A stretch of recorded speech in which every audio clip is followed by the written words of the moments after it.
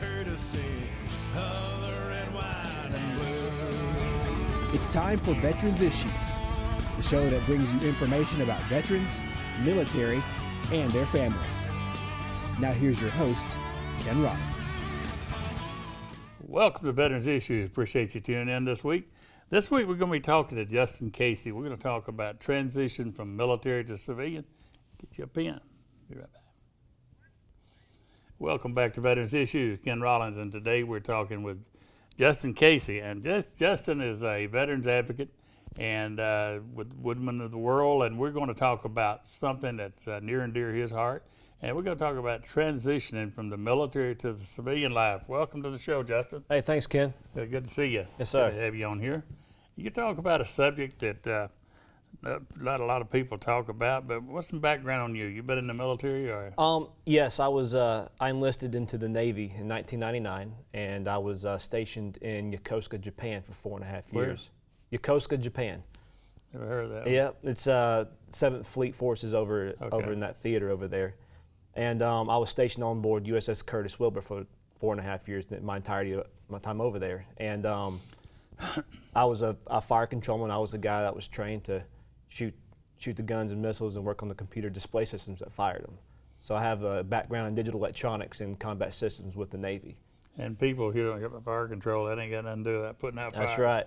Although I was trained on the ship to do that. Yeah. So I was trained to do all of that with combat systems. You know about the Forrestal, you remember that story? Oh, absolutely, absolutely. It's John McCain, we got a little anxiety attack. Right. They told him don't move that plane, and he moved the plane, and the jet fuel went every which way, and that's right. People died. And the ship that I was on, we actually implemented the first ever ballistic missile defense system that was that the Navy now uses as their primary force of detecting targets in the air, ballistic missile defense, and that was the first ship to help install Don't give me that. no secrets on here now, because you know what. Negative.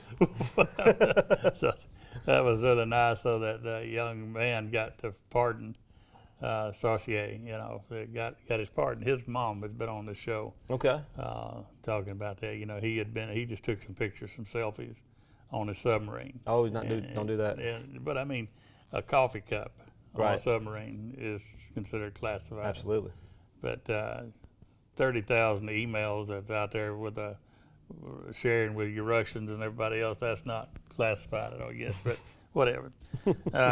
What the mission and the purpose of what you're going about now? So what is my about? purpose is to be a resource for veterans in our community, and I say community: Oxford, Calhoun, Etowah, Cherokee counties, those areas, or any veteran that needs assistance. Listen to what they have to say, what's troubling them, because when I was transitioning, I didn't have a resource like myself to turn to, and I just feel like I have a lot that I can help veterans with, and help them determine what their path of the future is. So one of the things I get is a lot of the veterans get out. They're so anxious to get out of the uniform and get into the real world, as we call it, that they forget about the things they should have done, like enroll in the healthcare system and things Absolutely. like that, and get into the VA. Because the one thing is playing sports on base. Somebody bust a knee, end up in the hospital for a week or so, and then they discharge the military, and all of a sudden that knee's giving them trouble 40 years later. absolutely. They don't think about that it's a result of that, but it's legal because they were on government time when that happened. Active duty, your own government time, Absolutely. 24/7. So they don't think about things like that, and I tell them to. One of the things is right now, if the spouses out there are watching us, is to send that husband, or in some cases the wife, a message to start their own 201 file. Okay. All the training that they've done, all the sick calls they've been on.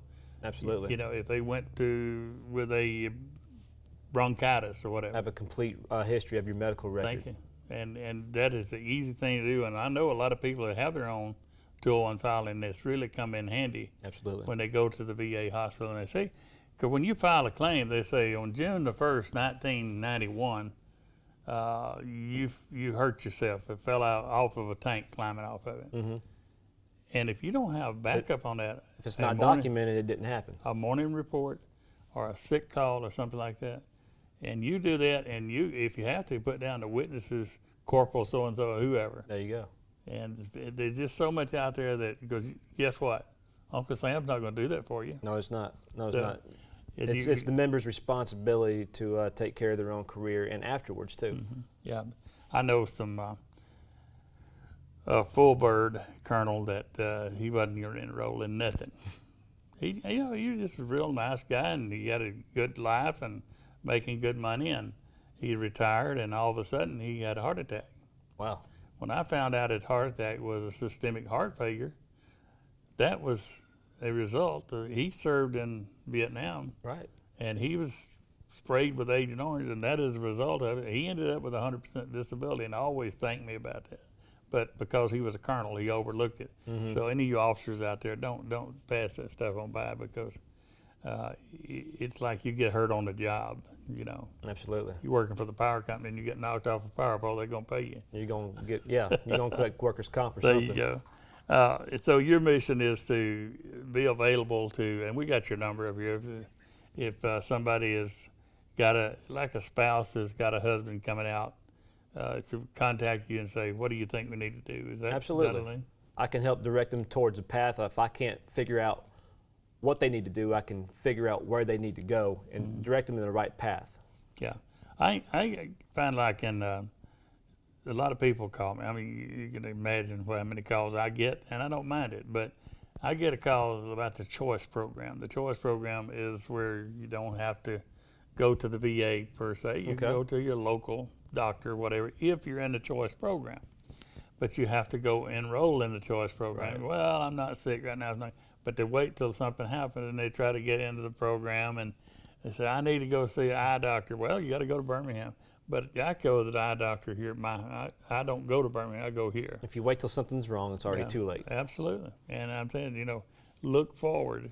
And when you're in the military, there is nobody going around in the military, in the Navy or whatever, saying, hey, when you get out, Justin, you need to go enroll in the Birmingham VA system. They're not going to tell you that. When I left active duty, they had a program for me to go to a 3-day school, and they was just very cookie cutter, cut and dry, do this, this, and this, and I did it, and it wasn't helpful to me when I got home from civilian life, because when active duty, you have resources on the ship that can tell you what to do, but then you get home and there's not anybody telling you where to go, what to do, and you have a piece of paper and you have to try to figure out yourself, and a lot of times it's just overwhelming, and then you just ball it up and Guess say, what? I'm just gonna go do my stuff. Navy's got no use for you anymore. Exactly. They don't.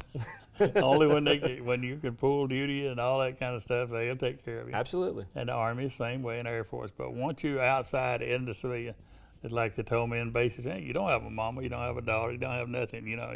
You belong to me. And so once you get out, you don't belong to us anymore. You're on your own. Exactly. And that in itself is stressful for a lot of people, not having that direction. Yeah, I'd say the biggest problem is people that don't know what to do when they get out, and like you alluded to, they wait too late till they need it before they apply for it. If you go apply for medical, get into medical system with the VA, you don't need it right then, but you want, if in case you do. We're gonna have. I think we got just a few seconds, but I want to make sure, because we got to get. But it is a transition from the military to adjust to the civilian way of life.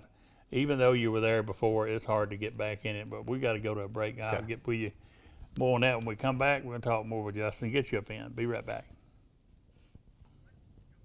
Welcome back to Veterans Issues. Ken Rollins, and we were talking with Justin Casey, and we're talking about transitioning from the military into civilian life.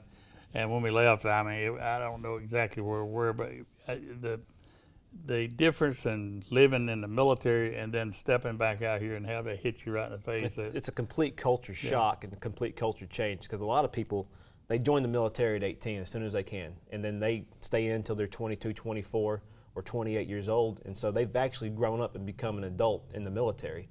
And so when they leave active duty and they come into civilian world, They can't act like they did in the military. They have to act like Let me a throw civilian. let me throw you some transitional quizzes right Sure. quick. I'm gonna throw you some curves. Oh no.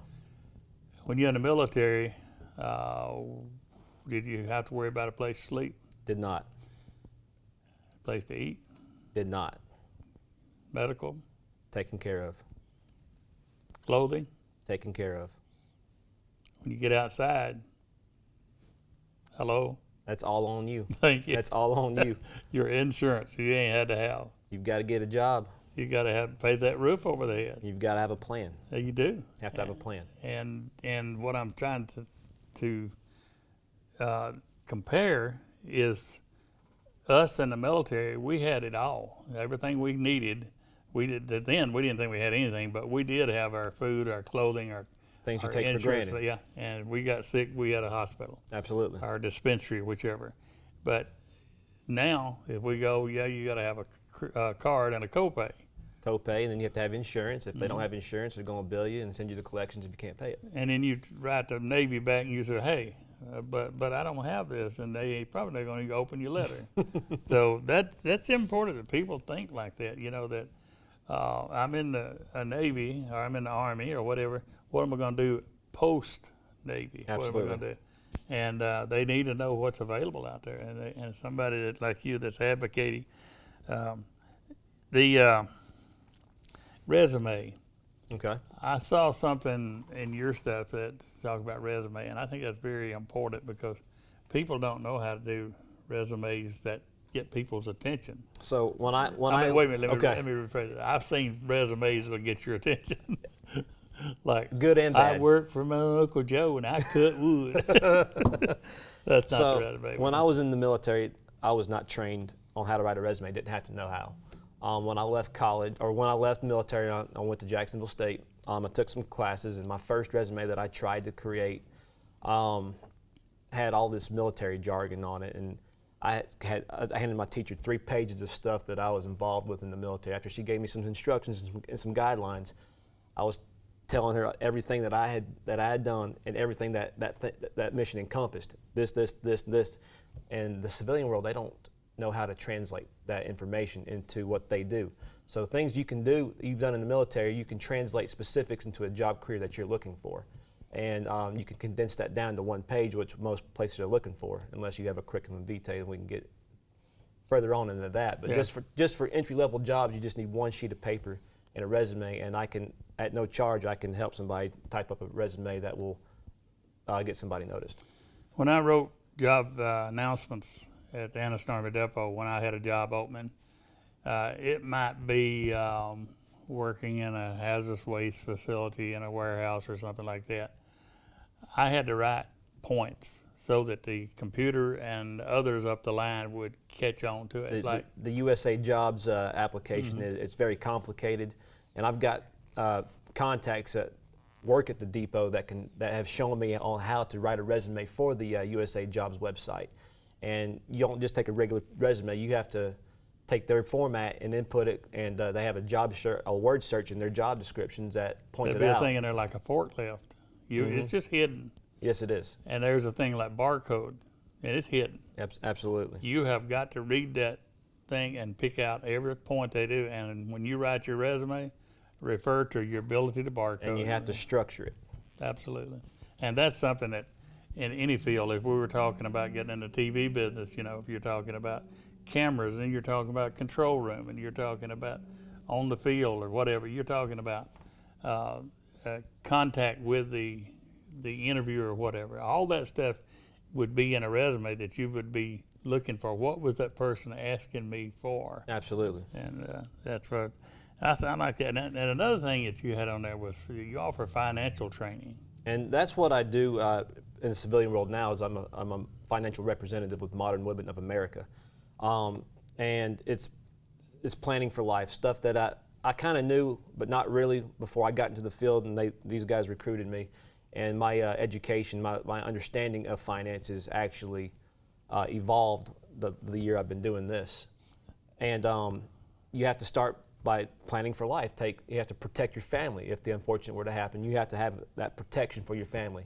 If you're the primary wage earner and something happens, how is your family going to be taken care of? And then we can start into a retirement fund, savings fund, do some other securities and things to help your really improve your earning power and your compounding interest power.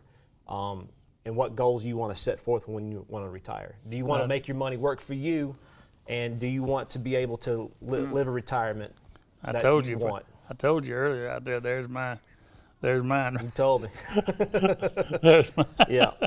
So there's different avenues and structures that we can sit down and talk about, and consultations, no charge. It costs nothing but time to come and sit down and talk to me about what your plans are, what you want to do, and how we're going to get there. And this number, 256-453-0466. That's my cell number. The business number right there.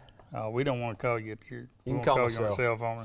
Yeah, the business number is 256-492-3374. 256-492-3374. Now that's somebody that's wanted they get out, and is that have to be at a certain salary before you could talk to them? Negative. Does not have to be at a certain salary. A lot of people, when they leave active duty, they've got some kind of money saved up. I know when I was over in Japan, I was getting cost of living allowance. I was getting all these extra pays just for being overseas, and so I came home with a little bit of money. And had I known about what I do now, hindsight's 20/20. If I'd known about what I do now, I probably would have done something different to where I wouldn't have let my money run out. Yeah. Let me tell you a short one. I know we got into a couple of minutes, but when I was working at the depot, I wasn't looking for retirement, but a fella told me one time, he says, put away a little bit of money for your just in case money. Mm-hmm. And he said, and so I ended up being medically retired 2 years before I was ready. But I had listened to that guy, and I had been putting into the credit union like $50 a week. Absolutely. Till I had enough to take care of 6 months of my bills. And so I didn't worry without any about income. Yeah, that's without, good. if I hadn't received, but I didn't miss a check. But in case I did, at $50 a week. Absolutely, and you can use that because a lot of banks pay small interest. My institution pays bigger interest, so you can actually get greater gains coming to Modern Women or another financial institution. Would you listen to someone that's doing like that? Like I Absolutely, put I will. $50 a week. Absolutely, I will. Wow, that's great. Now I hope people pay attention and call that. Now this we only got 40-something seconds, whatever. But I know I'm gonna leave a lot off of here. But there's a $100 gift card. Tell me about that real quick. So 30 seconds. what I'm doing, I'm giving a $100 gift card to the Spotlight Veteran of the Week. I'm working with 1059, and we'll take calls and determine who we find we want to give the $100 to. And just for calling that number. Just for calling this number, and I'll determine based on how many calls I get in kind of a resume type format who gets. Y'all call Justin. There you go. And give him that number. You might win $100. I'm gonna call him, and I'll be calling before he gets off the show. Welcome to the show again, and I'm just gonna welcome you back because I'm gonna bring you back on here. Thank you, Ken. But we left a bunch of stuff on the table. We did. All right. So we appreciate Justin coming on. We got to go to a break. I got news that you can use. Stay where you are. Welcome back to Veterans Issues. I do appreciate Justin Casey coming on doing the show today. We're going to have him back on here. I got good information for you folks out there transitioning out of the military. And there's a lot of people doing that. We got a big military contingent here in this area. If you're looking for lawn maintenance, and I get nothing from this, I got to tell you, because Hayden Crow does mine and my neighbors and everybody else that I guess. He's a very reasonable fellow. He does great work. His name is Hayden Crow again, 256-201-7757. And you can tell him I sent you or not. It don't matter. I just want you to know that there's somebody out there that won't be ripping you off. And I get nothing from it again. And I want to remind you that Superior Hyundai presents this show each week, and they give a discount to military and veterans. And if you go in and you have to have a DD214 because Hyundai is the one that gives the discount, $500. But if you go in and you tell them that you saw this ad here on Veterans Issues, that's another $500. I'm giving you $500 free, man. You already had $500, so that's $1,000. Superior Hyundai, they do sponsor the show, so I appreciate them doing that. Mac Huckabee and all the folks up there. If you, the VA hotline is established in the White House. Is 855-948-2311. That's all things veteran. That's the one that the president had installed in there. If you got anything to do with veterans, that's the number to call. But here's the number if you're in stress or you know someone's in distress, thinking of harming themselves or others. It's 1-800-273-8255, and press 1 when the voice comes on. 800-273-8255. A great group here that's been helping folks, and just silently. They are not 501c3, not for profit. Wounded Warrior Alabama.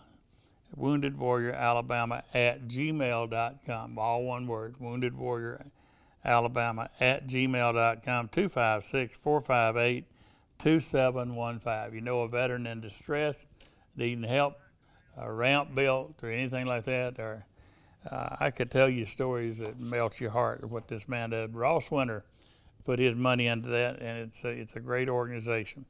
If you had a Lowe's card and you were getting discount at Lowe's because you're a veteran, that's not going to work anymore. You're going to have to go on the internet. You're going to have to go on to Lowe's.com/military and log in, and then the next time you go to Lowe's and buy something, you just give them your phone number. But it's not like it used to be, the old Lowe's on the card and all that stuff. It won't work, so they want me to pass that on to you. And I did it, and it took me just a few minutes, and I've been, it's a lot easier than me have to go fumble for my card. Now they say, what's your number, and I give them a phone number, and it works. If you got any wheelchairs out there that you don't need, someone's got a power chair that they don't need, any good batteries, give me a call. I got veterans out there that do need them. The firefighter memorial, we're supposed to be through with it by the end of this month. We'll be dedicating it, have the governor up here and all that stuff. I want to remind you about the law enforcement tag. When you go get your tag renewed, ask them for the law enforcement tag. You don't have to be in law enforcement, but it shows that you honor those who died in the line of duty, and the revenue from that helps us take care of the memorial up there in the park. And we got a lot of things that we got to do up there. And by the way, we just now put that thing under security. I can sit here in the studio and look at the park up there. So if you're messing around in a park, be careful, because I'll be watching. We got to go, and this week's salute does go out to all the law enforcement and to our friend Jerry Lyons over here. And we pray for him, and Wesley is his boy. And this salute goes to all the law enforcement. We'll see you next week right here on Veterans Issues. Salute.